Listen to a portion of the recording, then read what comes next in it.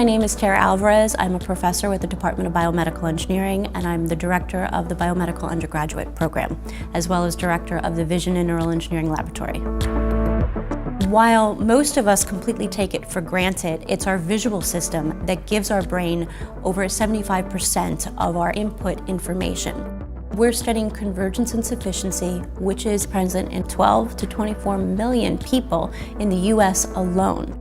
After concussion, 1 out of 2 children have convergence insufficiency.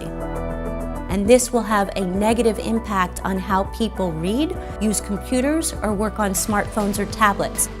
Now, the good news is it is a very treatable condition. And if you do vision therapy, your symptoms can be remediated for at least a year after therapy, which Dr. Scheinman, my primary clinical collaborator, and his colleagues have shown. The challenge is these therapies have not evolved much since the 70s. And while they're very good, they're incredibly boring. We hope to address that by creating virtual reality games that are going to be done correctly because of the equipment, and they'll be fun so people want to do them. Only recently have we had the technology to really be able to do this in a meaningful way that's cost effective.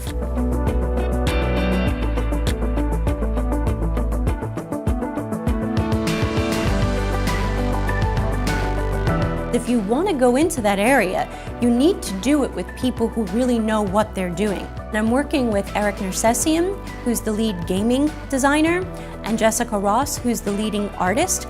And collectively, with biomedical engineers, specifically Chang Yaramoto and John Vito D'Antonio Bertinoli, we are collectively coming up with a game that is fun while still being therapeutic, and the methods are rooted in science and clinical research. In terms of the major milestones of my career, I was able to build a one-of-a-kind instrument that studies eye movements and accommodation simultaneously and dynamically in a system that has no moving parts. Moving forward, we're now taking that one-of-a-kind instrument and replicating it in many of the children's hospitals across the US. Through my NSF grants and working with a lot of students, both undergraduate and graduate, we have taken an instrument that takes up about half of a room, translating that onto something that could be run off of a laptop and a head-mounted display. One of the purposes of my lab is to use sophisticated instrumentation, which includes brain scanning, so we can really understand the basic science of what's going on in the brain. In addition, we're also looking towards products such as virtual reality headsets with a portable laptop that's going to look at specific types of eye movements that will be able to assess problems.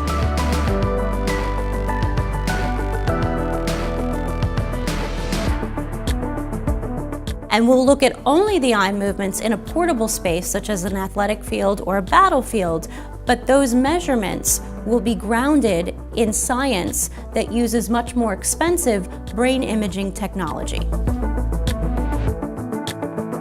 One of the key benefits of virtual reality is we can now start getting into personalized medicine in terms of therapy.